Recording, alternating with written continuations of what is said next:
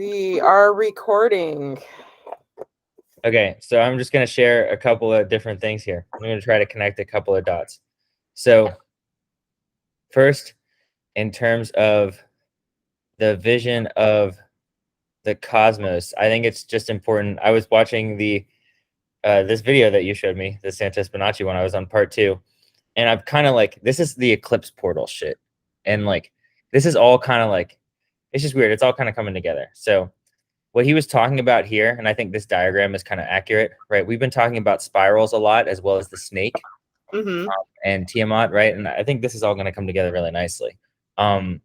He's just showing a diagram of like really what's happening in the cosmos, right? In terms of our solar system, the sun is here. He's talking about Aries as the head, or the sun, and then there's these concentric circles that are kind of revolving around the sun in various different spheres of relation. Right, so if you think of the sun, right, then we have Mercury, and then we have whatever the fuck, like Earth and Venus and Mars, and then Jupiter and Saturn spiraling out and out into the outer planets, right? So it kind of forms this, like, if you look at it, it's kind of like this light body, right? So you have the head, that's Aries, and then you have all the other planets, which form different kind of, you could have, conceive of like all of the different planets kind of embodying different aspects or organs or spheres of this kind of light body, as it were, right? As the sun is moving through space and the planets are spiraling out. I don't want to get too into that right now. I'm just trying to give a summary of it. And so, right, if we're looking at the astrology chart, we're looking at a flat circle of time.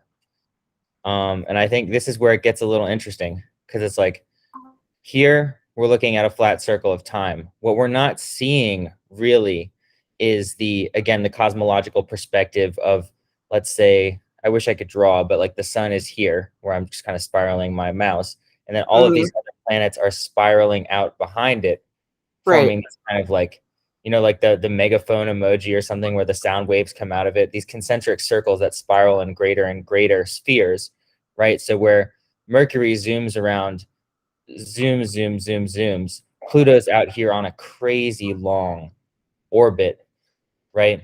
In not only in terms of distance from the sun, but the time it takes to revolve, right? If we're looking at the chart, it's an immense amount of time.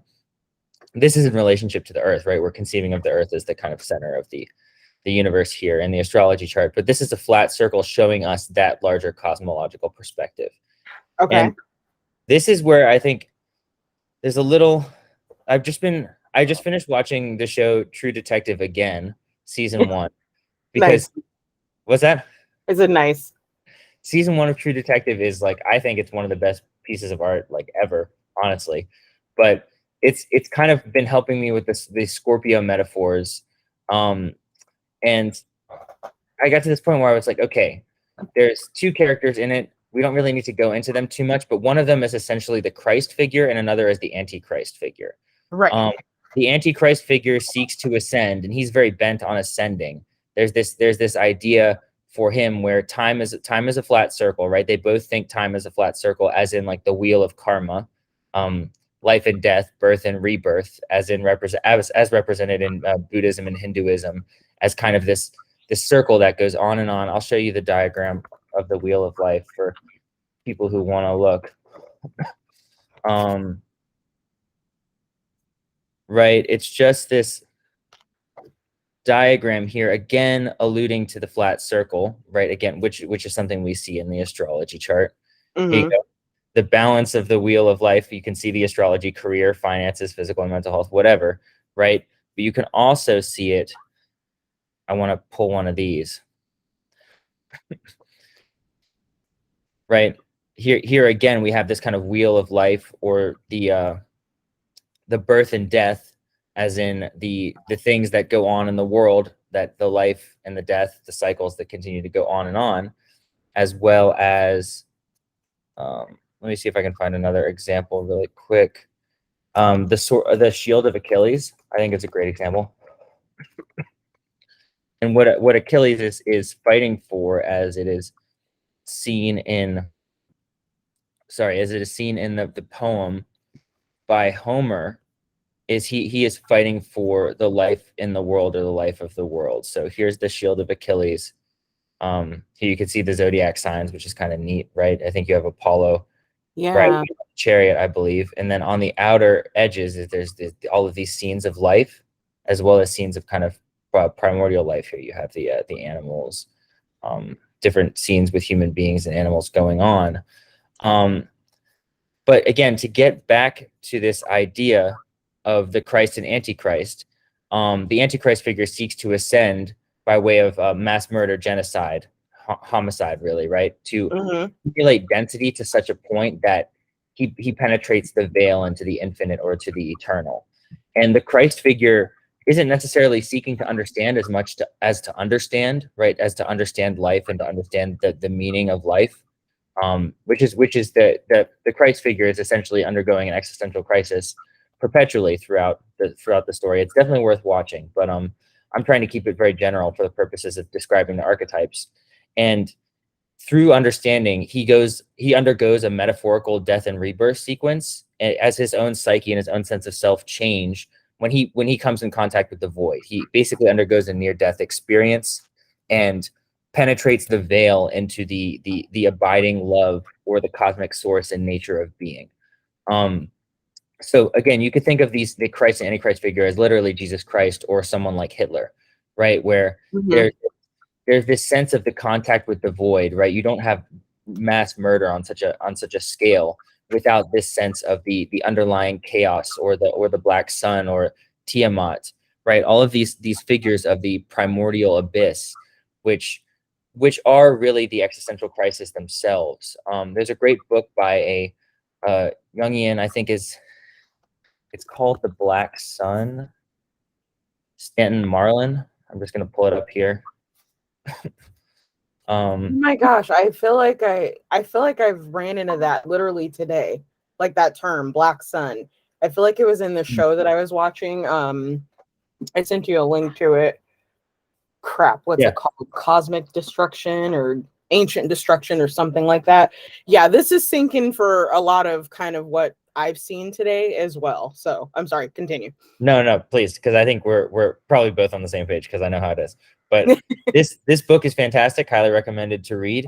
But it talks about this primordial darkness, which is seen as a negative force or something to move beyond and through. And I'm just going to show the Black Sun image. This was actually used in one of the temples in the sun wheel in the and the Nazis appropriated a lot of stuff, right? But they used this kind of ancient castle and appropriated as this SS temple essentially, and they used the black sun or the sun disk, which is an ancient pagan symbol, and appropriated it to use it there. But obviously, right, I kind of want to make it very clear that the black sun is not that simple and it's not that reductive. It's actually represents this kind of primal infinity or the abyss, which I don't know if I can pull up the symbol from Marlin's book.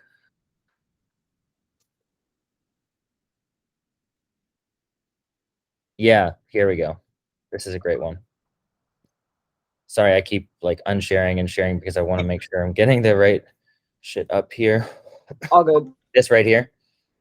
This is a great example of it, right? So that you can see the abyss and the tendrils coming out of it. This is the black sun is the antithesis of the sun, essentially, right? It's something that the inner darkness, so to speak, the primordial darkness that one comes in contact with. So to return to the ascension or Christ Antichrist conjecture is that both of these sides see the infinite, right? So if you think of the Nazis, right, there was an intense occult obsession and fascination in Nazi Germany, and those who aren't necessarily aware of it highly recommended the research on that.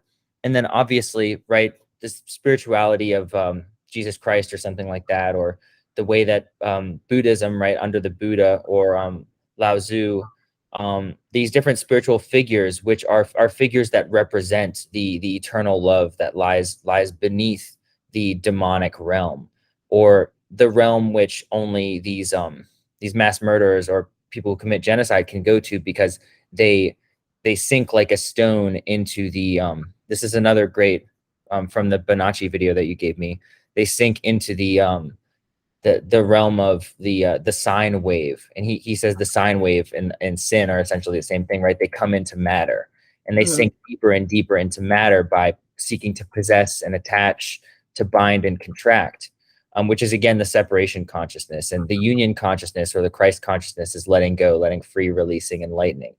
So if we look at the birth chart, you can see this. We were talking about the spirals, or we were talking about the pagan symbol of the spiral. You see this spiral playing out like cosmically, right? Again, with the sun at the head and then the planets spiraling and spiraling. If we're looking at the birth chart, we're just seeing a moment in time of that spiral, which really what it represents is a certain point in time in that soul's path to ascension, right? All souls ultimately ascend, right? Whoever Hitler was is reborn as someone else with that karma, and that karma has to be worked through by way of a releasing of that load or lightening of the burden.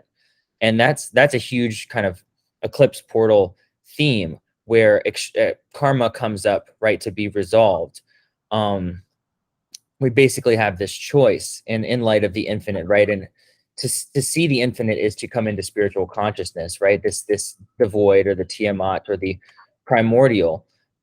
It's something that is essentially, they talk about it in the show as like a thresher, right? You could talk about Saturn in a lot of different ways, but the sense of coming into incarnation is coming into a paradox, which is ultimately, doomed in one way, but also a vehicle and portal and realm for ascension in another, right? Doomed in the sense of maybe the materiality, but a portal for the ascension in terms of the spirituality. So there's always this choice when you're faced with karma, which is to release, to let go, to let free, to love, or to bind, contract, to possess, imprison, or enslave, hate, or murder. These are kind of just two extremes of the karmic scale, right? And not all souls are Jesus Christ or Hitler, right? Right. They're not on such extreme poles. But what I'm trying to do is represent this this binary, which is very useful in terms of if we're talking about the extreme light or the extreme dark in terms of consciousness, which either is an elevation of the soul to the light body or direct contact with God, right? Living in light of God, which is that vision we talked about with Dante and the Empyrean. Pull up the image again.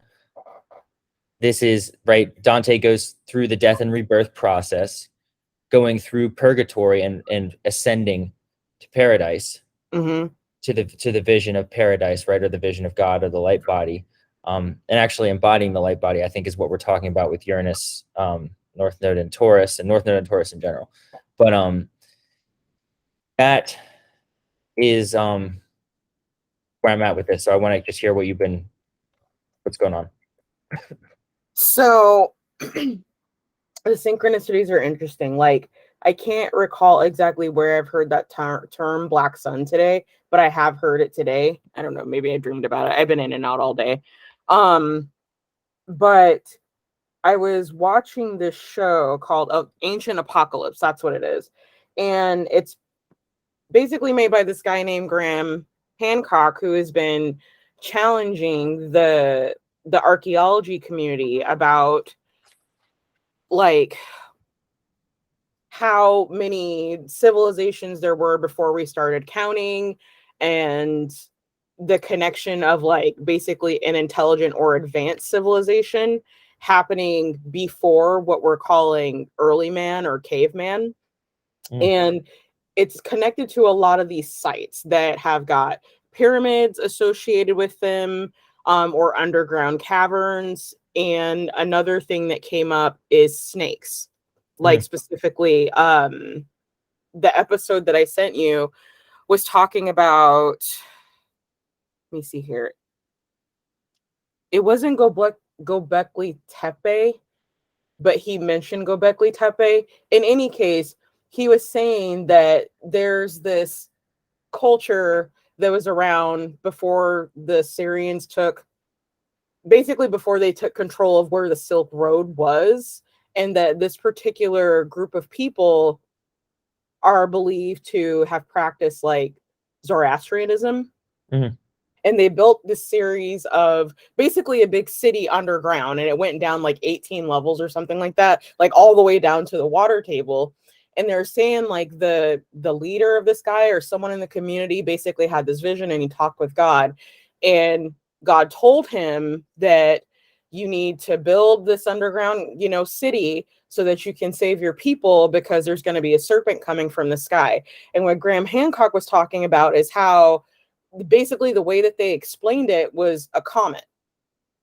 Like a serpent represents a comet. So like in my like half sleep mind as I was watching this, found a little connection between Dante and of course the circles of hell, right? Circles of heaven, circles of hell, and the serpent that we've been talking about, and how that is, not only used to represent the feminine, which is often associated with destruction and all these bad things, right? But how it also represents man being reborn with that connection to the phoenix. So that's kind of in a nutshell where I've been today. Can you see the image? Let me see here. Yes. Okay. Yeah, I've been sharing stuff on the screen. That's the comet Leonard from last year. This is the nervous system of the human being, and this is it's believed to be, I think it's somewhere in like Eastern Europe, like a shaman dancing, cave painting or cave drawing. I pulled this together, I think, last year. And this is kind of all in reference to the light body, right? That there's what you're talking about, I think, with the snake and the spiral. Because the snake really is the spiral in my mind, right? This is a good one. The stone pathway is, we're talking about, if we're talking about the snake, and the snake is just the energetic form, the pure energy, or the life force energy. And again, this to me, the sacred spiral kind of alludes to the birth chart, and also alludes to the movement of the planets as the sun is moving through space, and the planets are in various concentric circles behind it. As well as, obviously, if you think about the body, which is again can be represented by the snake, the two snakes intertwined, or the like the RX symbol with the two snakes around the what's it called? Oh, you're talking about oh my gosh. Why am I brain farting, right? I know exactly what you're talking about, which I guess technically it's associated with like Mercury. Yeah. And help me out. The god, not the god Mercury, Hermes. Thank you. Oh my god. So yeah, associated with Hermes, but it's often misused in popular culture. The actual symbol is only one snake wrapped around a staff and not two. Interesting. Yeah. Well, regardless, it's what it represents to me. I could be totally misinterpreting. Is essentially you have the spine, and you have the polarity, which is the weaving of A or B, masculine or feminine, light or dark, spirit or matter, whatever you want to talk, however you want to talk about it. And the process of the kundalini, or the primordial energy, rising through the body and piercing the third eye, is the vision of the infinite. And that is, I think, where we stand at any given moment in time. I was just thinking of my own process at this point in terms of these karmic things that come up, is that everything is in the face of the infinite, or in the face of the abyss, right? And so to go back to these eclipses, and obviously we're kind of having the end remarks of these personal planets in Scorpio as they transit out, but we still have this nodal paradigm that's going to be going on for the next year. No, half a year. But the nodal paradigm is going to come back, and these nodes are actually going to touch the eclipse point from the solar eclipse. So we're going to have that theme emerging again, and I think it's 6 months. So this whole, all of this stuff that we're talking about, to me, is very related to Scorpio, and in particular this process of ascension, Scorpio and a nodal contact, this process of ascension by way of releasing instead of contracting and binding, which again would be the kind of the Venus and Scorpio, the darker aspect of that. yeah, I wouldn't say I had like some sort of like evil scheme to concoct to bring this through to like some sort of like rational or logical conclusion, but like it's definitely really interesting in light of, we've been talking about Saturn. I'm having my Saturn return right now, and you have Saturn really prominently in the birth chart. Obviously, it's like this Saturn journey into the incarnation, right? If we're talking about Saturn is the archetypally the furthest planet that we can see, but it's also the way in which, as Santos Bonacci says, and I totally agree, it's the way that we come into the body, right? Saturn is our incarnation. We move from the transpersonal to the personal realm through Saturn, and going through that Saturn process, right, is kind of that Dante journey through purgatory and into paradise, right? You descend into matter, and then through the journey through matter, you ascend into paradise. But the only way that you ascend is by way of basically going through the experience of the kind of extreme karma, or the depths and the darkness of what is possible in matter, right? If we're talking about Hitler or an antichrist or something like that, but through a death and rebirth into a new sense of self by way of contact with the void or the infinite, in the sense of like Tiamat, or the primordial feminine, which is I don't know if there's necessarily words to describe it, but it's not moral, right? There's no morality to it. Yeah.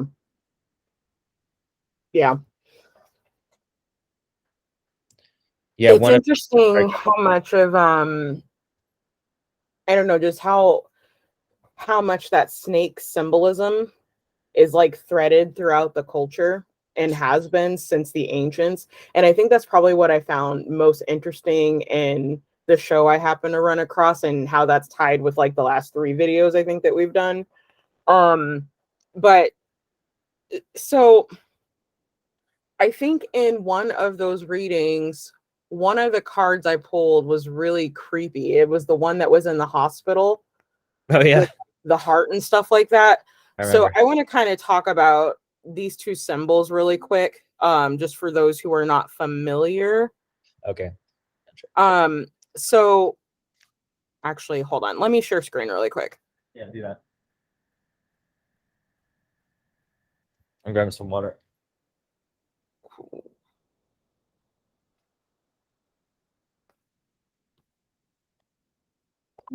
Okay, there we go. So the symbol that's here on the left is what you'll commonly see like in medicine, but this is actually the symbol for Hermes and Mercury. Over here is actually what's considered the symbol for medicine. It's a staff of Eclipse, if I am saying that right. And get this. So Eclipse, like he was known as the god of medicine, and Zeus was his grandfather, killed him with a thunderbolt because too many people were passing on. Oh, excuse me, because not enough people were actually passing through the underworld. Oh, so nice. Basically the ferryman wasn't getting his due because this guy was so good at what he was doing. And I think that that's kind of interesting in this binary aspect of like waking people up and just the healing that the collective needs to do. I mean, everybody's kind of at their own place within this process, but it's like almost this sinister energy, if you will, where again, having to help yourself, being your own lifeguard, because the ferryman is going to get his due. So are you going to let someone drag you down to where the ferryman is, or are you going to use, you know, the knowledge that Eclipse has basically given man to save yourself? And I don't know, I'm still kind of circling on that a little bit, because that episode threw me off. Like I wasn't expecting to kind of make that connection of how all this comes together. But I'm seeing a thread there. I'm having trouble with the words trying to make sense of it all, if that makes any sense. Let me jump in, because I think I can contribute. It's like they, in the show, it's actually interesting. In True Detective that I was watching, they make this comment where it's like there was an analysis that I was reading where there's various different characters that are in different stages of the karmic wheel, right? Which again is that spiral right? And if we're talking about time is a flat circle, or if we're looking at the astrology birth chart, I think is a great example. People are on different stages. Is it showing my astrogold? Yeah.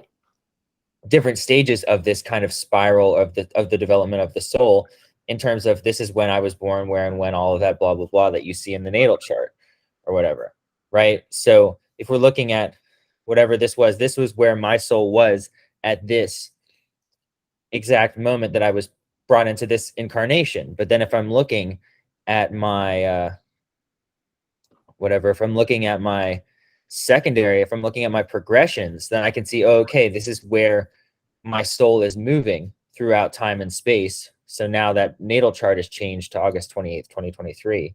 And this is where it currently is. I think I pulled this because of the new moon. So, right, if we're looking at it from that astrological perspective, I think it's really neat to think of this snake metaphor. And again, it goes back to the time as a flat circle thing, but it also goes back to this Ouroboros as well. There's this, I'll just show the Ouroboros really quick, right? The snake eating its own tail. Or if you think about the nodes, the north node and south node, the dragon's head and the dragon's tail. If you want to apply that to Ouroboros, it's pretty interesting when you talk about the karmic path in this lifetime, north node and south node. It's also a big snake metaphor, as well as there's this great theme in the Vedanta tradition, where there's this idea, it's this kind of fundamental idea or fundamental principle in the Vedanta. It's the rope snake metaphor, I guess, right? So there's in the darkness, there's someone who's attempting to see, right? And he sees a coiled rope on the ground, but because his vision is partially obscured, he sees it as a snake instead of what it actually is, a coiled rope. Right. So there's this theme here where the perception of reality can be clouded by darkness, which is ignorance to the fundamental reality. But in our inability to see the fundamental reality, there's the sense of existence or truth being partially obscured. And that is a huge part of the karmic journey, right? Where we come into contact with certain people or certain themes where these dynamics, right? The astrological dynamics in the birth chart are playing out, as in if we wanted to pull like a synastry chart or something, or if I'm pulling my transits compared to the natal chart, what we're seeing here is a relationship. And the relationship is one state of consciousness being applied to another state of consciousness or another field. And what you were talking about with the, I actually probably still have it up. There's like way too much shit open in my fucking browser. Yeah, you have like hella tabs open. I don't know. Just basically poops out. If I have that many tabs open. It's a meme of Charlie and It's Always Sunny, where he's like pointing at the map and there's like all this like shit where he's like smoking a cigarette. What is this? Okay, it's right here, I think. No, not veggie muffins, not shrimp turd. Here it is. Morphic resonance. Yeah, this theme where you were talking about the sacred sites, right? And there's a great sacred site. I'm not remembering the name. I think it's an Aztec sacred site. It's a pyramid where there's like it was just basically a pyramid of human sacrifice. It's absolutely insane. But there's all these skulls there, like this idea that the morphic resonance or the field of consciousness, right, is being constantly influenced by people who are on various stages of this ascension or descension, right? If we're talking about the Christ or the Antichrist as extremes, ascension to the light body or descension into the depths of and darkness of pure matter, right? Or to sink like a stone or something, quote unquote, right? Where this is what's constantly happening in the field. Like if, for instance, we're talking about a sacred site, like I don't know, like the Pyramid of Giza, or if you think of some place where there have been very sacred acts of devotional love or something like that, right? Or I don't know, whatever you want to call it. Maybe like a famous artist or something like that. Maybe like a Van Gogh painting, I think is a good example. Someone who was on whatever stage of the path that he was on, but produced these acts of what are undoubtedly, right, they draw so much attention, is just acts of great love or great witnessing of nature, right? These are things that substantially influence the morphic field because people come into contact with them and their consciousness has a response, right? So if we think about all of these things existing on different vibrational kind of resonances and planes, they all have this signature behind them, which is the signature of the influential force which interacts with another influential force, which is a dynamic of consciousness that's playing out in the seemingly paradoxical realm of the three-dimensional, which, if we're viewing it from the fourth dimensional perspective of being beyond space and time, it's all already whole and it's all already perfect. But we're in this kind of simulated karmic realm of ascension where we're playing out these dynamics of consciousness as applied to other dynamics of consciousness, as in, I am this person, you are that person, we're having this interaction, and we're resolving karmic themes by way of our interaction. Mm-hmm. One other thing that I found really interesting about that show was that he was saying, based on the dating that they've done, or that has been able to be done and hasn't been suppressed among most of these sites, is that they all kind of correspond with the last ice age, and that they were all basically built kind of around the same time. And in multiple instances, they were built on top of other sacred buildings. So, like, there's this place in Mexico, and you'll have to forgive me because I cannot remember the name. I'd have to watch a show multiple times in order to actually remember the names of these specific sites. But there's this place in Mexico, and they found, I think it was 7 different layers of pyramids. So they just kept building on top of the original sacred site. And then when the Spanish came in, they basically put a church on top of that, not really knowing what the hell they were building on top of. And another thing is that in many of these places where these sites were built were at the edge of where the glaciers would have been at that time. Mm-hmm. So, I mean, it points to a couple of things for me, like, just because all the lore is so similar. Like, he was talking about how there's an intricate connection between them all having a story of, like, the Great Flood, of how there's all in some aspect or another, a connection to the serpent as well, and how that serpent seems to precede this cataclysmic event. And so it tells me a couple of things. Like, number one, are the human, or the current version of what we consider to be time in our history, is probably highly inaccurate. But it also tells me that we've had civilizations that have been in that high vibration before. Because, I mean, it takes an incredible amount of intelligence and cooperation among a large group of people to build these types of places, right? Mm-hmm. And to just have some harmony while they're doing that. And then again, it also tells me that with this serpent symbolism coming up, and maybe this is just, the spidey senses kicking in, that this symbolism tends to appear before humanity has a crossroads of some sort. Yeah, I think it's the vision of the primordial feminine, which is also the vision of the apocalypse, right? So when the serpent appears in Paradise Lost, right, or in the story of Adam and Eve, right, it's the temptation, Right. And that's also, again, the theme in Christ's temptation in the desert. I think Satan appears as a serpent, but again, there's this theme of Satan or Saturn or sign or sin. Mm-hmm. Those are all essentially the same thing, right? To descend into the realm of Saturn is to sin, and that's what Bonacci says is the original sin. It's just being incarnated, and there's nothing like, it's just part of the process. But what you're saying about the ancient sites is interesting, and it definitely relates to Dante. This is a painting by Botticelli of the vision of Dante's Inferno, right? So if you want to take this and then you want to flip it upside down, you see purgatory and paradise, the journey down and in to the center, or the frozen lake where, I guess, the serpent of hell or Satan is. And then the ascension, which is Paradiso, is rising up again from the depths of hell. He's just visiting. It's like it's the Monopoly thing. He's like just visiting. He's not, and then he rises up through paradise and has the vision of the Empyrean. So I think it's fascinating, right? Because if we're talking about the kind of the sediment of the earth, what is it? You were talking about, like, Tupac's mom was like, she was connecting with her ancestors by gardening, Yeah. right? Like, there's this sense here that the ancient history or the deep history is actually held within the earth, which again I think returns to the morphic resonance theme, or that idea, right, where there's consciousness. If you think of it's there's a great Doors lyrics where he's like, ride the snake to the ancient lake, the snake is long 7 miles. Mm-hmm.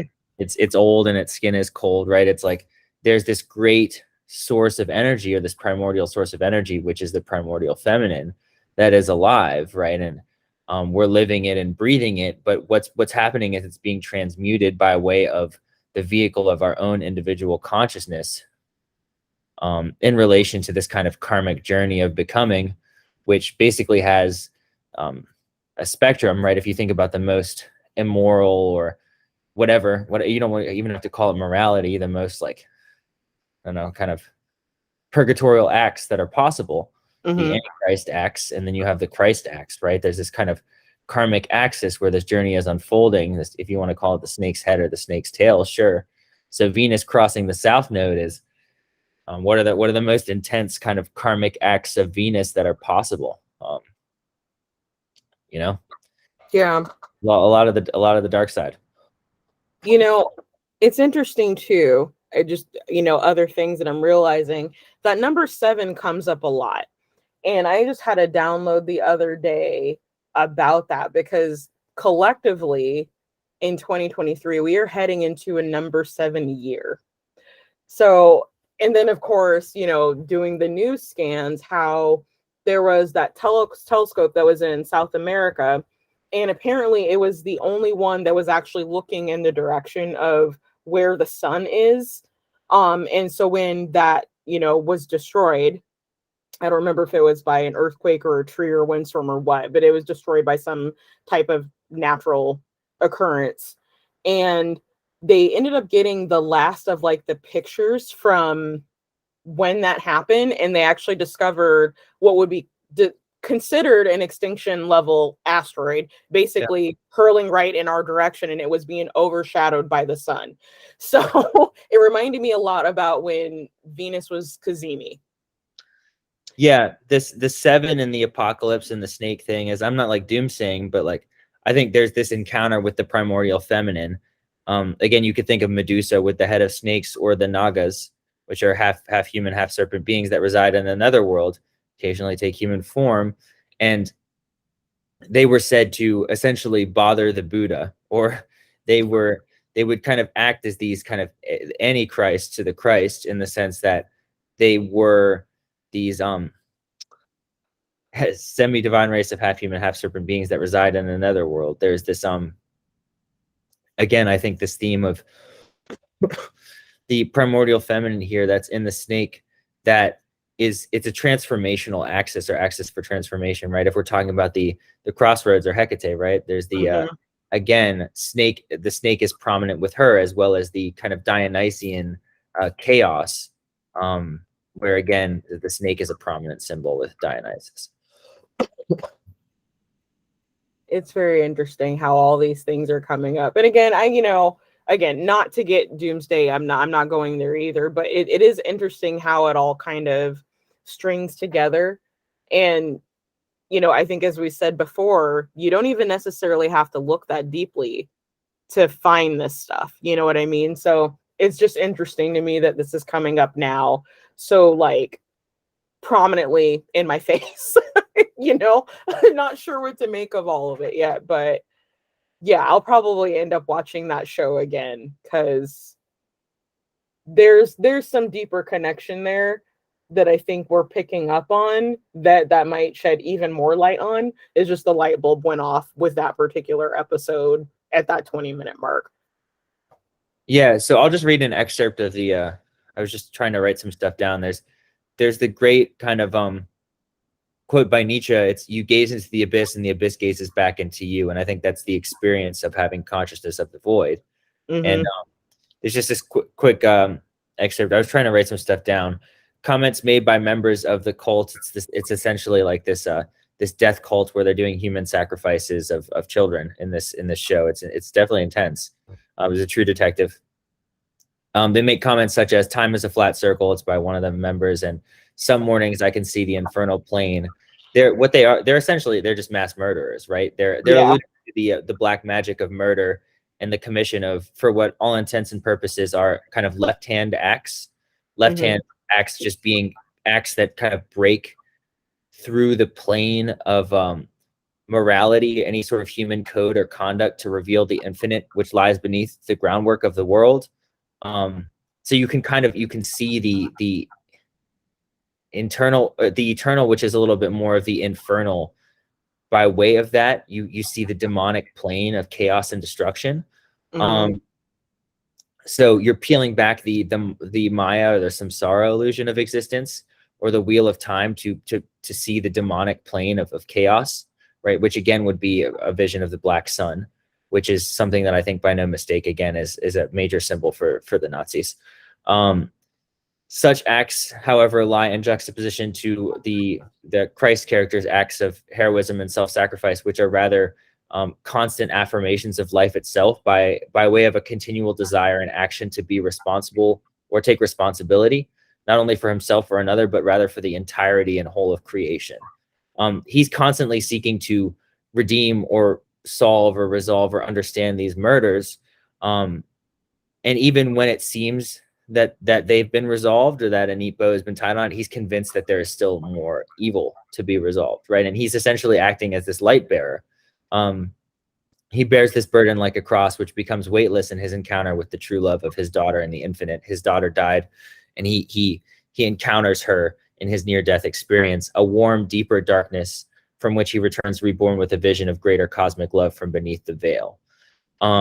He returns to the world, but what he sees and what he pierces beyond the veil is not simply, to return to the metaphor of Dante, not simply the infernal plane, right? It's not the demonic plane of chaos and darkness. He goes beyond that into the all-encompassing warm embrace of love and of being.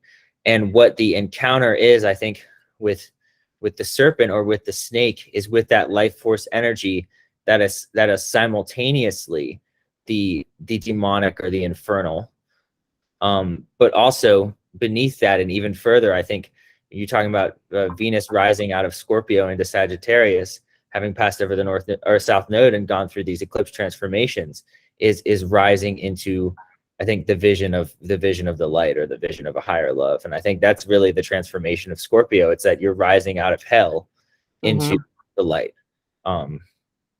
And I think that's really powerful. Yeah, the serpent thing is big, and it's Scorpio for me. I mean, it's just like, that's just the theme, it's the Scorpio thing. So one other thing that's kind of interesting based on what you've mentioned is so I had planned yesterday to be doing nothing but studying astrology. That's normally when I have my astrology classes with Nadia or whoever is teaching that particular Saturday at her school. But I ended up having to go to a Master Gardener meeting that I completely forgot about. It was on my calendar to make sure I wouldn't forget. So Nice. No real studying of astrology yesterday. However, I picked up a huge ass stack of books because I really have a problem and someone should supervise me when there's books around. But I picked up one it's called The Medicine Wheel Garden. So it's creating sacred space for healing, celebration, and tranquility. And it talks about the American Indian healing that is infused into how their tradition works with the land. I haven't really done more than flip through it, but I found that you mentioning the wheel was really interesting. And then yesterday, also, after I went and got my flu shot, right around, I don't know, an hour or two after dusk, I heard a great horned owl. Now, let me just mention by saying owls are not exactly that rare in Washington State, but they are rare in the city. And where I am at is considered in the city. There's a lot of traffic. There's some degree of green space, but I wouldn't say necessarily where their habitat is. It's been disturbed a lot. Construction, people, all that stuff. But I heard it, and then I heard a response. So I heard a call and response between two owls. And then once I identified that it was an owl and exactly what owl it was, I stopped hearing it. So whatever meaning that means, if anything, I found that really interesting based on how today has gone. Yeah, it's been a weird one, man. It's been a weird day. Yeah. Cancer moon shit. It's been a weird one. So wait, is today your birthday? Oh no, it was on the 3rd. Oh, I'm an asshole. Happy belated. No, that's all good. It's another cycle around the sun and the cosmic sequence of being and becoming. So Yeah. Yeah, the snake stuff and karma, I think, is It's big themes for sure. That's what I got coming out of this eclipse. This eclipse portal here is that, I mean, we were talking about Jacob's ladder. Mm-hmm. And I think this is another great example of the snake. This is what we're ascending and descending on. It's the Kundalini, it's the snake rising. This is what we're ascending and descending on. There's no mistake, right? It's the same axis here. And if we're talking about Gemini, I think it's interesting because you'll see this in all of the kind of glyphs for Gemini, the archetypal glyphs for Gemini or drawings. You can see this spiral of the snake, the angels ascending and descending down Jacob's ladder. This was the vision of, I think, who had the vision of Jacob's ladder? Jacob, probably. But That's my guess, yeah. From what I remember of the story.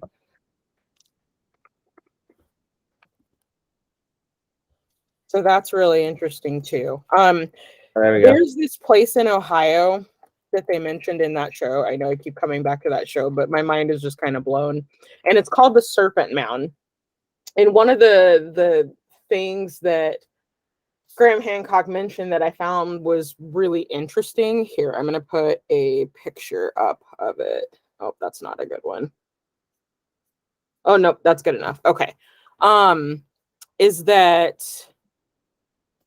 especially based on the behavior of like the other sites that are kind of in this, connection or whatever, he was saying how a lot of these sites had been rebuilt upon or readjusted according to the summer solstice. So like this mound specifically, like when it was originally created, the sun as it was rising actually came right directly center of the head of the snake. Oh, that's Chichen Itza too. Yeah, exactly. So yep. Like again, it's very trippy how, I don't know, I'm just, based on watching that show, I think that there's something a lot deeper with these sites. I am kind of, in the belief that what he's saying about being ostracized by the archaeological community has merit, because there's evidence that these sites have shifted over time as the position, due to the Earth's, axis and its tilt, right? The precession, if you will, how they've been adjusted to always fit that summer solstice. So the reason this one hasn't been is because something basically had to happen. And there's evidence in the geological record of some type of extinction level event shortly after the period of this being built, clear actually over, I want to say it's on the border of Washington and Idaho. I can't remember the Scablands. The Scablands, that's what it's called. And how the belief is this, again, the serpent coming out of the sky was a comet. And the reason we can't find any evidence of it is because it landed in a glacier. That glacier, and of course that impact, would have led to floods, like everywhere during that period, right? There is also, right, if we're just kind of gonna keep going with the theme of the serpent, the theme of the sun god, who is also the serpent. I'm gonna pronounce the name wrong. Isn't it in the Aztec culture, Quetzalcoatl? Yeah, Quetzalcoatl. the feathered serpent of the sun, Mhm. essentially the idea of the essential contribution to the creation of mankind. Yeah, the solar god theme is a big one with the serpent. And we talked about Apollo slaying the serpent. I just want to show the Gemini, the archetypal Gemini ancient astrology image. Ah, Masculine and the feminine are united through the staff of Hermes. Again, here's the winged sun. If you want to talk about the unity of the masculine and the feminine, that's the new moon. New moon solar eclipse would certainly be apt for that symbology. it, it's interesting. There's both the staff of Eclipsis on there, and there's also the caduceus. Oh, there's both of them. Yeah. So like Yeah, I see it. the rounded staffs on each side with the tail wrapping around. You're right. That's the staff of Eclipsis. Where the caduceus in the middle. Okay, so that actually makes me think that the train of thought that I was having, that even though they're two separate symbols, how there's a connection there, there's an underlying connection there. I'm going to look more into that because, wait, who is this painting by? Or wait, is this a tarot card? It's just like an archetypal ancient astrology image for Gemini. Yeah, that's what super I searched. interesting. So, right, obviously we have Temperance Gemini. is on there too. What'd you say? Temperance is on there too. So I'm looking at this and I can see like there's That's Leo that's represented. You've got the Fool represented. You've got the World represented. Temperance is also there. You've got the Staff of Hermes or the Caduceus. The Staff of Eclipsis is on there twice.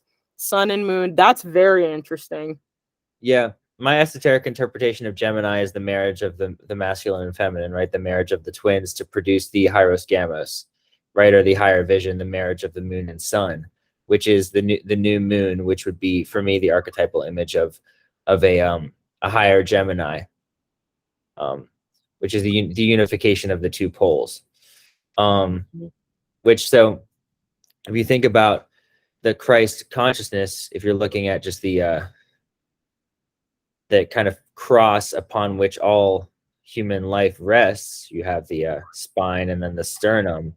The cross, the heart center, is the center of the cross, and that's where we live. We live on the axis of spirit, the vertical, and matter, the horizontal. Mm-hmm. And to live truly on that axis, to live, Simone Weil, this French philosopher, says statera facta corporis. It is the crucified body, which is the body which is, I think, truly alive, or something like that. Which she's essentially saying that we live in the heart center. We don't live in the mind. We don't live in the root chakra. To live a fulfilled and spiritual life, we live in the middle, the heart center, and the axis between the mind and the root, and we reconcile them. And what another one of the themes that came up in this True Detective thing, and it's just a very, very fascinating work of art, is this idea that we talked about Nietzsche before, and the concept of the Übermensch, and he describes the Übermensch as man is a tightrope between the animal and the Übermensch, essentially between the abyss of the bestial and the light body, or the Christ consciousness, I guess you could call it. Christ consciousness and Übermensch are essentially the same thing. And what we're doing here is we're reconciling both our humanity and our bestial nature, in that we go through this kind of karmic process or karmic cycle, or these karmic dynamics, and ascend through them into the light body by way of the releasing or the letting go, or the letting go of that which in past lives or past situations or circumstances we constricted or recoiled in the kind of lower Scorpio. We talked about the scorpion kind of hissing back into the cave or something, or the snake, Mm-hmm. Yeah, I've even seen some like connection with phi. So the golden ratio. And I know that I'm pretty sure it was Da Vinci's Vitruvian Man actually matches up with that, kind of like what you're talking about, living out of the heart center. Everything comes out of the heart center in that painting. Yeah. That's fucked. Oh wow, really? They had to go there? That's so funny. Here, well, here's the real one, right? Yeah. Yeah, right. This is it goes back to the nature thing when you're talking about your nature experiences. These kind of divine images of divine perfection that exist in nature, right? If we were going to talk about golden ratio as applied to nature, right? Mm-hmm. Like the seashell or things along these lines, where these divine geometries exist naturally, but it's like in our consciousness we have this free will that is in Saturn, right, or has incarnated into the world of Saturn or sign or sin, and that's through which we ascend. We ascend by way of becoming spiritually conscious and having the encounter with the void, or the absolute nothingness of the primordial abyss, and ascending through that encounter of the void through a heroic self overcoming, or an overcoming of the what seems to be nothing, and through that we alight our spirit and ascend through the third eye. It's definitely a powerful process. And I mean, like, if we understand that and we have a good understanding of it, it's like these transits, like when we're talking about astrology, that's one of the things that really gets me. It's like, like what we're essentially studying here is the flat wheel of time. We're studying the wheel of karma. It's like these dynamics apply insofar as there's still karma to be resolved.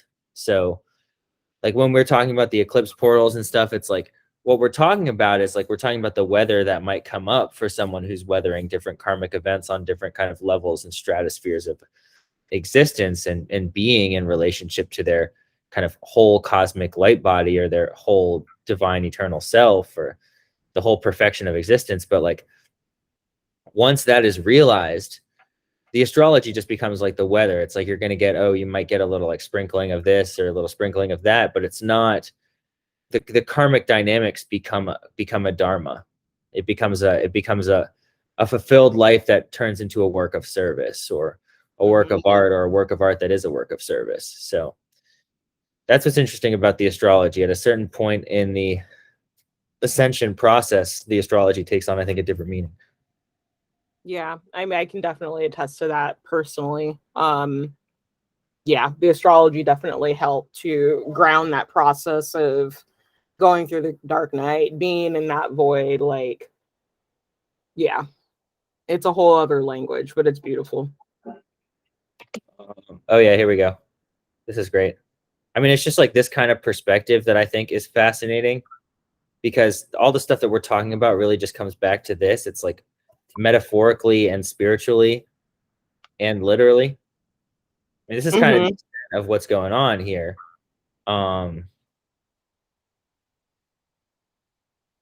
Yeah, here, the sun is like a comet dragging planets in its wake. There you go. There's your comet again. And I mean, the snake metaphor is obvious, right? If we're looking at these spirals of energy. Oh yeah. In the vortexual movement, it's like basically all of these snakes that are intertwining with the spine of the sun. Right, and having this dance of the concentric circles. It's a really prominent theme in the Kabbalah, the concentric circles. And again, I mean, the concentric circles are a snake metaphor. If you think about the Ouroboros, I'll just pull this up again. The concentric circles, this is just a concentric circle. It's circles within circles, right? And if we're thinking about time, circles within circles, all we need, our understanding is that it's one line. Yeah. And then it becomes a spiral. Let me see if I can pull up the Kabbalah. And this is in reference to Adam Kadmon, or the cosmic Christ, or the cosmic man. If we wanted to put this up against the Da Vinci, just hold this in mind, right? Because you see this in Dante too. Right? It almost looks like the bark of a tree, right? And again, this represents time, or a fingerprint. right? But what these are showing is the different spheres of the planets.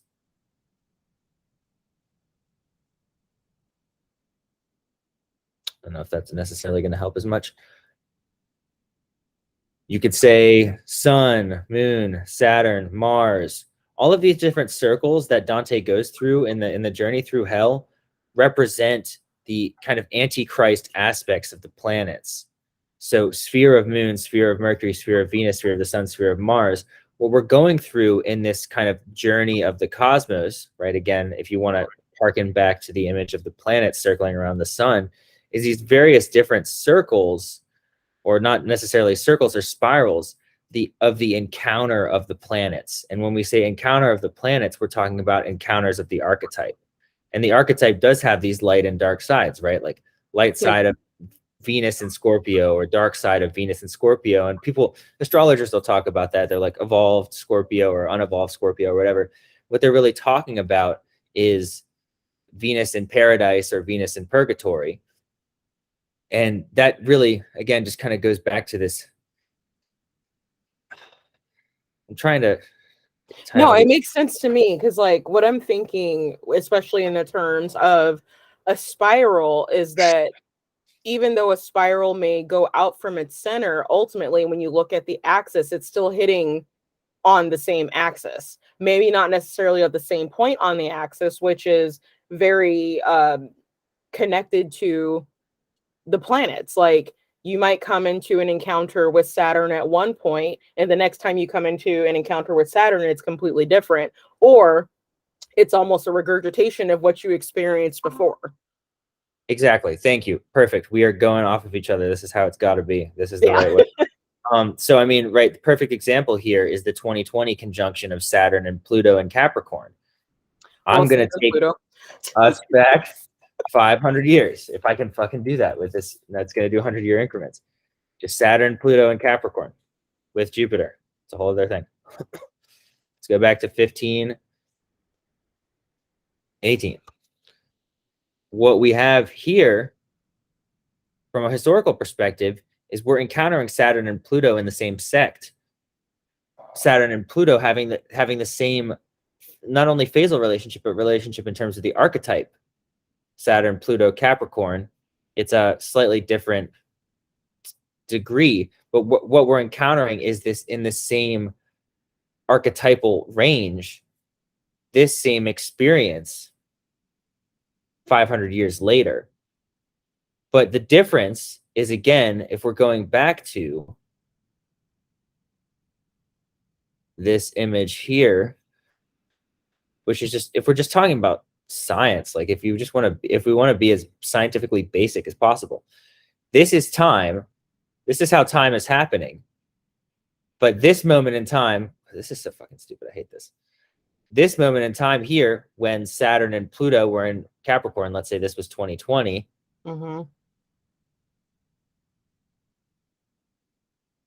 This is 1518, Saturn and Pluto in Capricorn. The archetypal dynamics are entirely different. Everything is in a different place. But we're re-encountering the archetypal dynamic again, where everything is in a different place, but those archetypes are again emerging.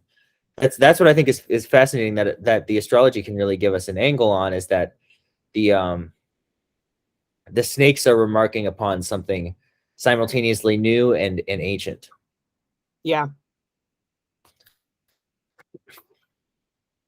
Yeah, well said. That's what we're trying to do. Yep.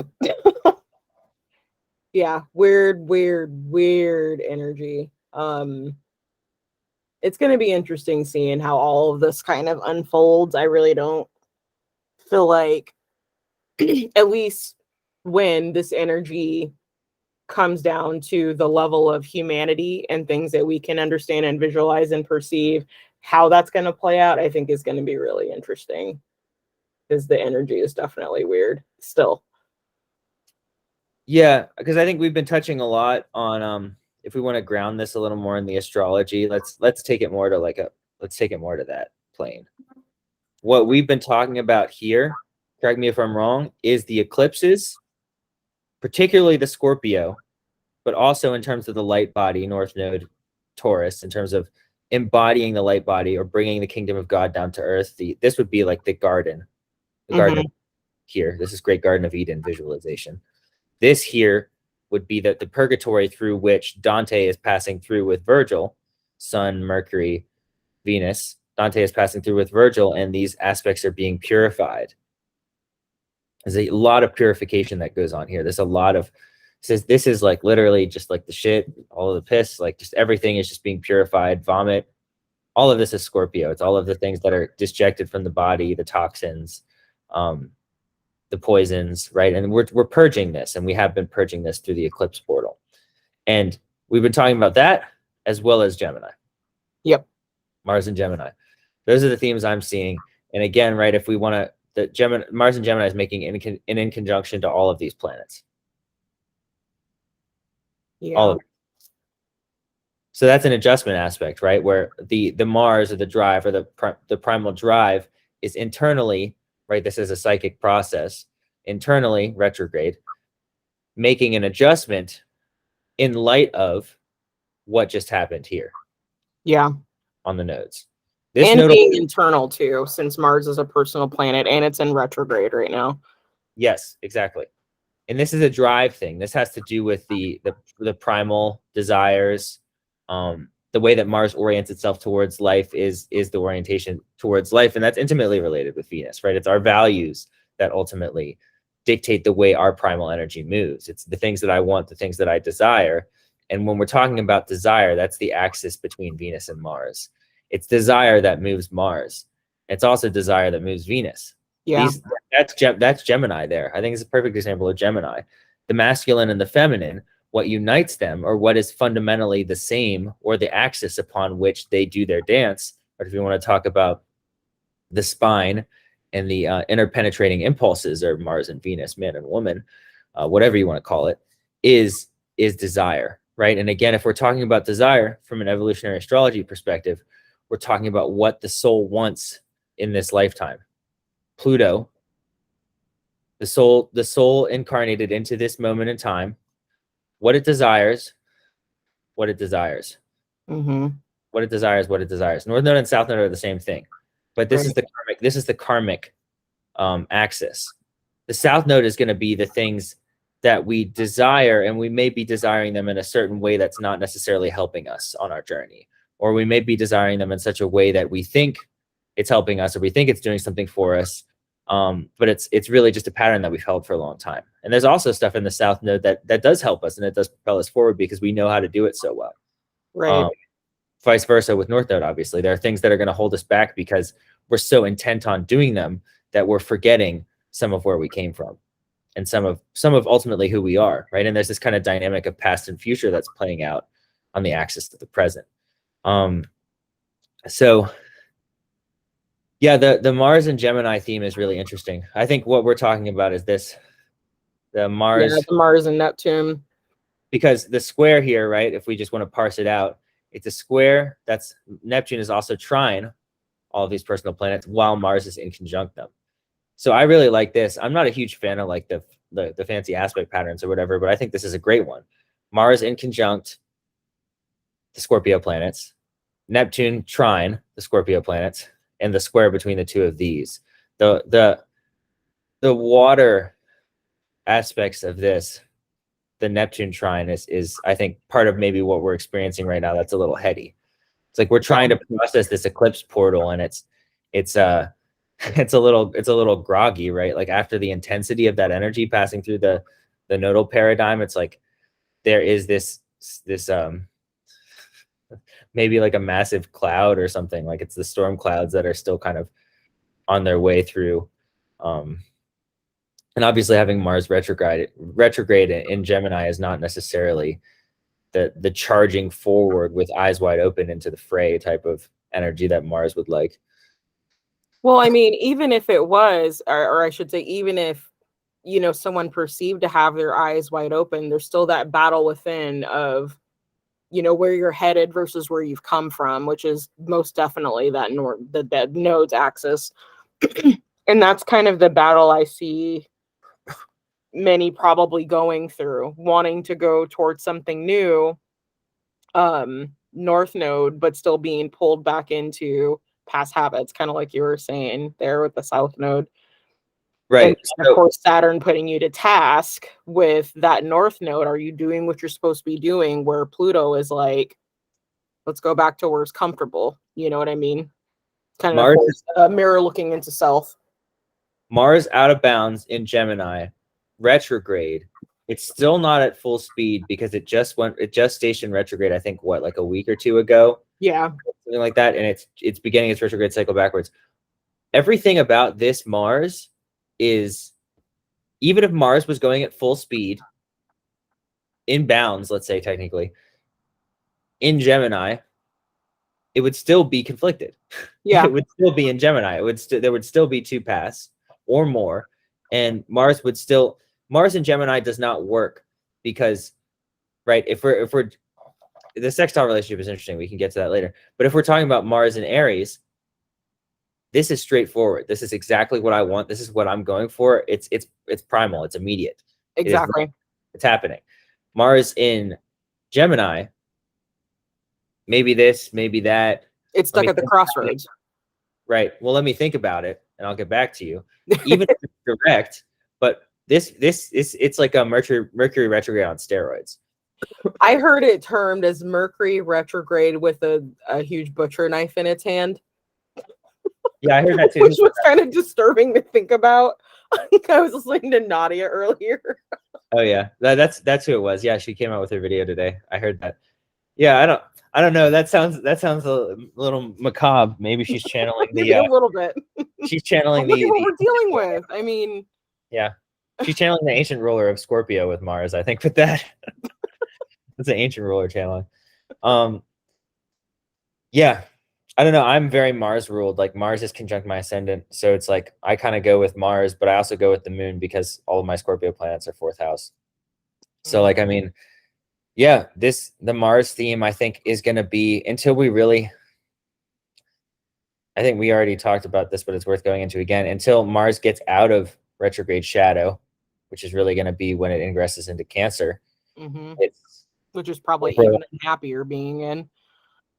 Yeah, honestly, I would not want to have Mars in Gemini or Cancer. I have Mars Leo, so I'm good. I'll take Mars Leo, but I wouldn't want Mars in Cancer. I wouldn't want Mars in Pisces either. Yeah, that's also really not happy there. Bad placement. Bad. I mean, not bad, but it's like, I mean, a difficult placement for sure. You're either going to be an artist or a drug addict or both, or transient, or an artist who's transient and a drug addict. Not to like. Well, hey, with the Pisces archetype for sure. Like, you know, I've got that Pisces in my chart, you know, as my ascendant, and yeah, like no matter what you do, you're always looking through basically an opaque shower curtain because of Neptune. It is depressive. It is a deeply depressive. Yeah. So I don't know. I mean, that's the whole thing. People talk about like the Neptune conjunct Gemini. It's like, oh, like I don't know, some sort of like whatever fucking you're having the holy grail of whatever spiritual fucking experience. So it's like, that might be for some people, but I think for a lot of people, this is like depression and it's being weighed down, especially with the square to Mars. It's like, I think too, like you can't not look at what Uranus is doing right now, being in Taurus. That's 100% affecting the economy. And I think that that's a big driver of that depression, and it's going to expand that. But here's where my concern kind of comes through, and is that with that Jupiter and Neptune being so close together, we could be looking at like people trying to get over. It's like the rise of a crook, the false guru. With Pisces. Yeah. Yeah. Jupiter energy is definitely some false guru shit. Yeah, with the Neptune obscuring the truth. Yeah, it's definitely a get over energy for sure. Charlatan kind of things. Square Mars and Gemini retrograde. Totally. I mean, we were talking about this like it's. I think I was talking with like Sky about this, like the funhouse energy type of thing. Yeah. That. I don't know. I'm not a huge fan of that. You know, especially with all the Scorpio chaos that's going on. It's like all of this chaos is coming out, and then like people are like grasping for I don't know, power, or that I have the right word or I have the right message. I think that's for Mars and Gemini retrograde. It's like, oh, who's going to be the one that comes out with the dominant slogan or the dominant I think Right. we're seeing that play out with the election cycle right Oh, now. totally. Like the whole like Elon Musk transfer of Twitter, it's like who's going to have the right way to do it or whatever, and it's just like it's a bit of a theater. But yeah, I don't think we're going to see this really play out until we hit April. Yay, my birthday month. Nice. Well, there you go. I mean, that's probably all the weird shit always happens in Aries season. Why? I don't know. I mean, like, well, it's definitely because it's like the whole fucking spring equinox thing. But I think also, it's this period here where all of the outer planets are going to be out of retrograde. There's no retrogrades now. In April, this is going to be on. I think this is going to be a big thing, because if we look here at April, what do we have? All planets out of retrograde. Not a fucking single planet in retrograde, which is crazy to me considering whatever the fuck has been going on for the past couple of months. I'm like, I'm done. There's that, but then also, right, South Node is coming over the eclipse point for the solar eclipse, where we had, right, the first activation of the South Node basically all year with the Scorpio partial solar eclipse at the end of October. So this to me is kind of like, okay, we've gone through the winter here. Fucking Pluto is now 0 degrees Aquarius for the first time. Saturn is in Pisces. This is kind of hard for me to think about right now. Yeah. Because it's like Jupiter's almost done in Aries. Saturn's in Pisces. Pluto's in Aquarius. We're gonna have that re-encounter. We're gonna re-encounter that karmic dynamic that came up with the partial solar eclipse, which I think for a lot of people is a pretty big one, or a pretty noticeable one. May not have been you personally, but we're gonna have that, as well as Mars out of retrograde shadow. Moving on, we're done with that shit. All the planets out of retrograde, and then obviously the Saturn and Pluto paradigm. And Jupiter is going to be in Taurus, I think, in a couple of weeks after this. So yeah, it will be a couple of weeks. I'm looking at Jupiter too, and just kind of where it's placed at the degrees, and I'm wondering what expansion is there going to be and the pain point in relation to Aries. So, of course, Aries kind of being representation of the primordial, but also the soldier, also war. The Emperor card, like those who do tarot might actually start seeing the Emperor card pop up a lot more during this time.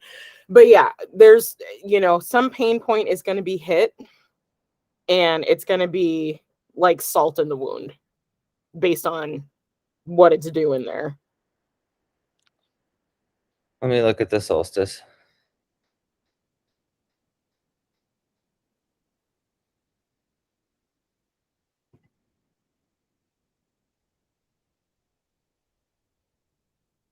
Astrology is so weird. It's like, okay, 0 degrees Aries is fucking solstice. It's just funny. It's all just like, it never ceases to make me just like be like a little weirded. But it's nice to have like a I don't know, maybe a mathematical system. Here it is, 0 degrees Aries. Let's set the chart. It's all the fucking fancy fucking wizard shit or whatever.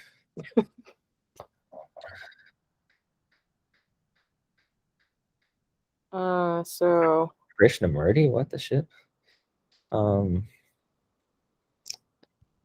want to do this. Oh, that's interesting. Are you looking at it? Yeah, so like if I'm, taking this somewhat literally, isn't how it could possibly play out, because I like to do this and I have fun with it. Whatever it is that's gonna pop off, we'll hear about it first around the solstice. I'm looking at how close Mercury is to the sun. You're doing your fucking prediction shit. I can't help myself. I like it kind of grounds it a little bit, seeing how it plays out in the collective. Like I'll just say this. It seems like there's probably going to be a lot of discourse at that time.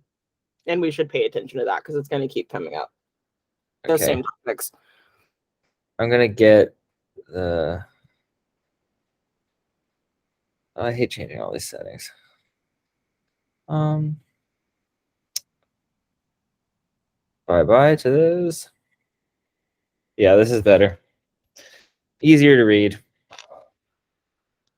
Why do you think this is going to be when shit's going to pop off?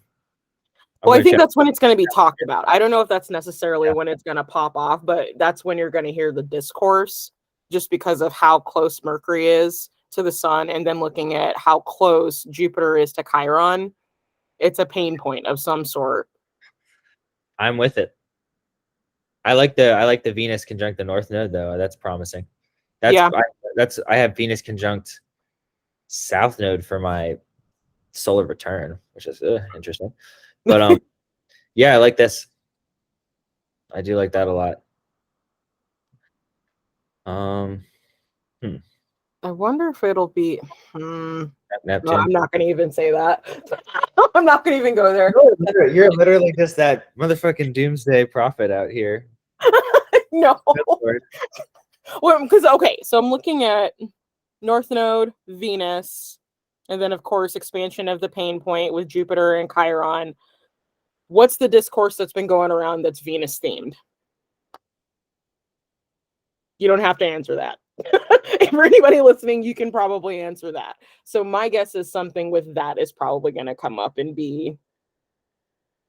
Where's Mars? Heavy Mars on the discourse. So I'd be looking at Mars, just for the Aries equinox. Yeah.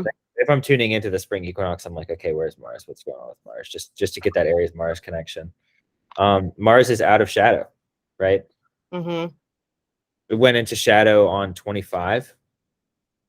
Am I right? I think so, yeah. It wasn't 27. It wasn't close to being anoretic. So it's out of shadow. That to me is big.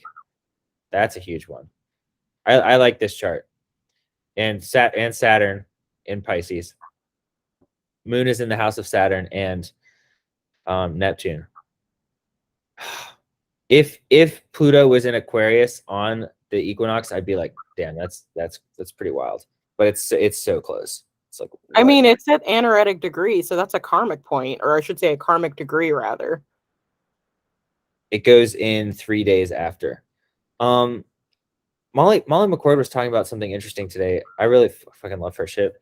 She was talking about there's different outer planet releasings that have been going on for all of the different new moons of this year and even into next year, where the new moons are happening and then a planet is stationing direct or stationing retrograde, like on the same day or within the span of like 48 hours or something.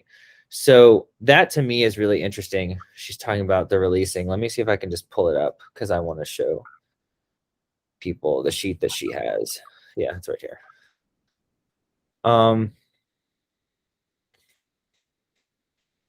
I mean, this is kind of the cycle that we've been in. She's saying August 24th, Uranus stations retrograde 19 degrees Taurus. The 27th was the Virgo new moon at 4 degrees. October 8th, Pluto stations direct at 26 Capricorn. October 9th, Aries full moon, 16 degrees Aries. October 22nd, Saturn stations direct, 18 degrees Aquarius. October 25th, Scorpio new moon, solar eclipse at 2 degrees. November 23rd, which is 10 days from now, Sagittarius new moon, 2 degrees. And on the same day, Jupiter stations direct.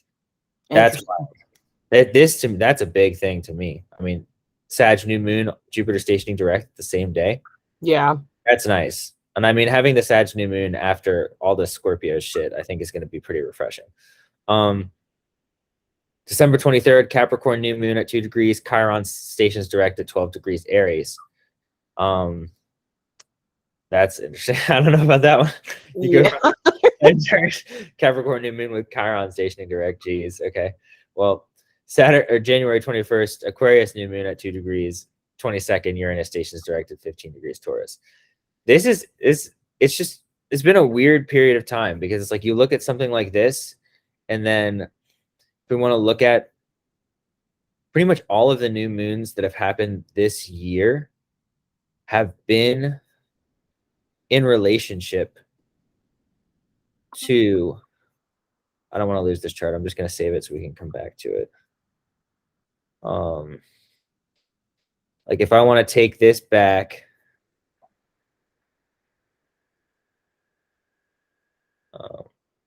shit. So let's say the new moon in Scorpio, an eclipse. Let's take it to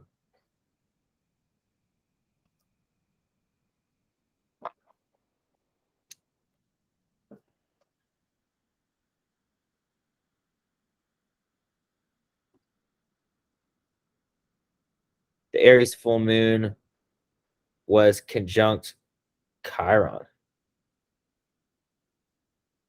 Hmm. And then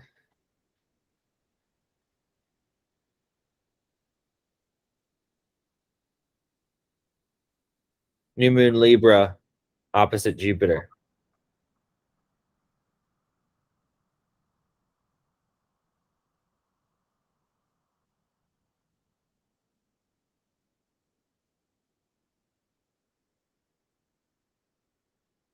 Let's take it to the new moon.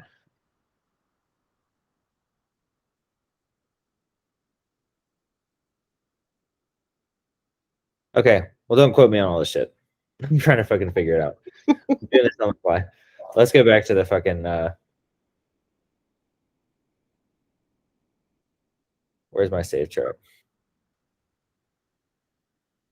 Aries equinox. Oh.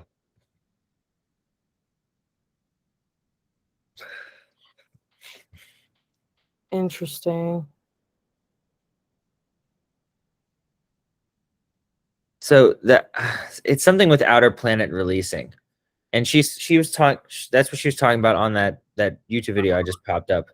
But it's also been happening with the moons making aspects to the outer planets.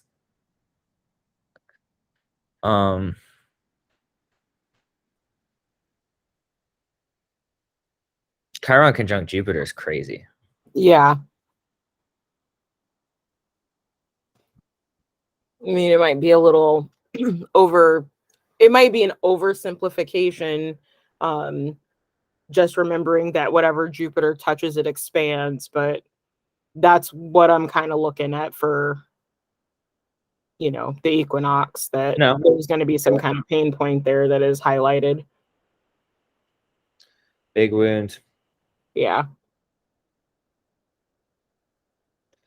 Big wound to self that's being talked about. Mm-hmm.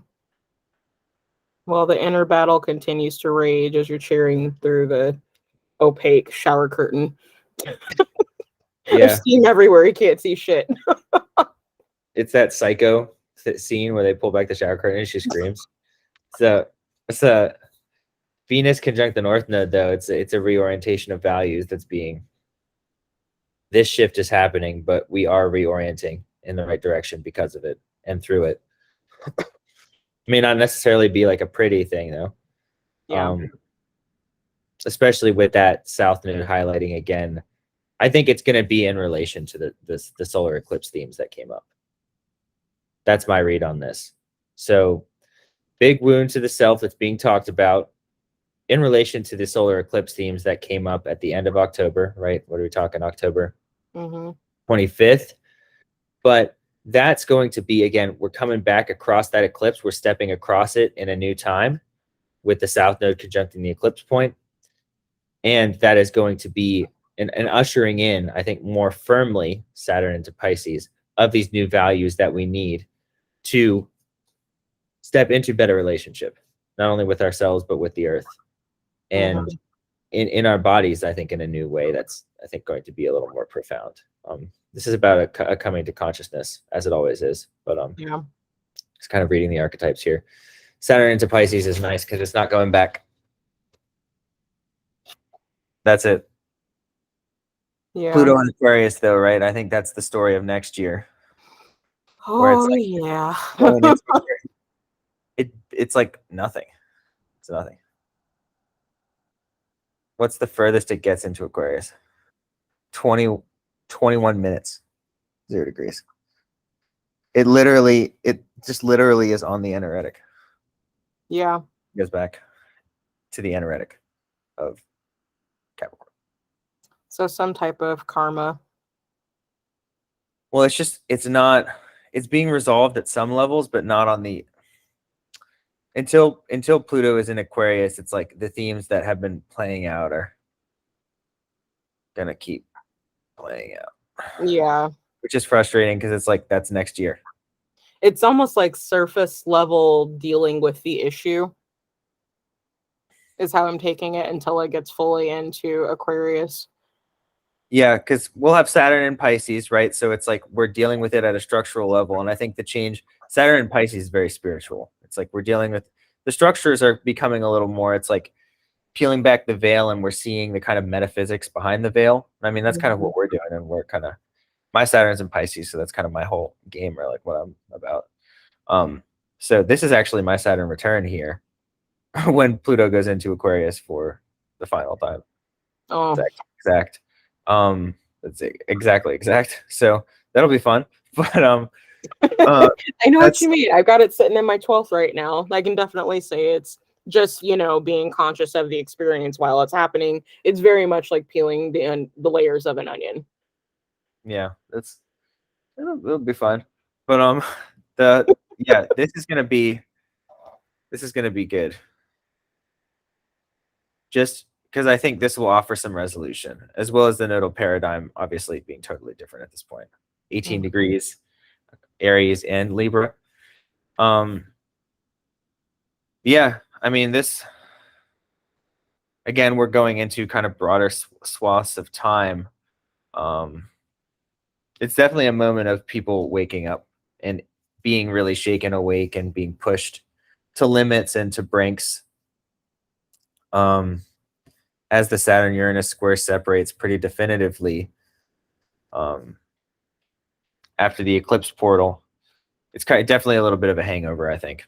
Yeah. That's what I'm getting here. Yeah, it'll be interesting how it plays out. Moon opposite Pluto right now. Fun. Oh, totally. As we talk about what like people karmically ascending to Christ consciousness. That tracks. Yeah. That tracks. I like this grand trine that's going on right now. This is nice. Yeah. That's a really nice aspect. It's sad with the moon how it's just like they come and go. It's like it'd be nice if we could have like a longer transit with the moon in a grand trine too. The late degree water planets. Very mature signature. Mm-hmm. Yeah, well, the moon's got to keep us on our toes, right? I guess so. Okay, well, I don't know. That's all I got. Yeah, I don't have anything else either. I guess that's it, guys. Yeah, I don't even know what the theme was, but Yeah, there you me go. either. We just went for it. Yeah.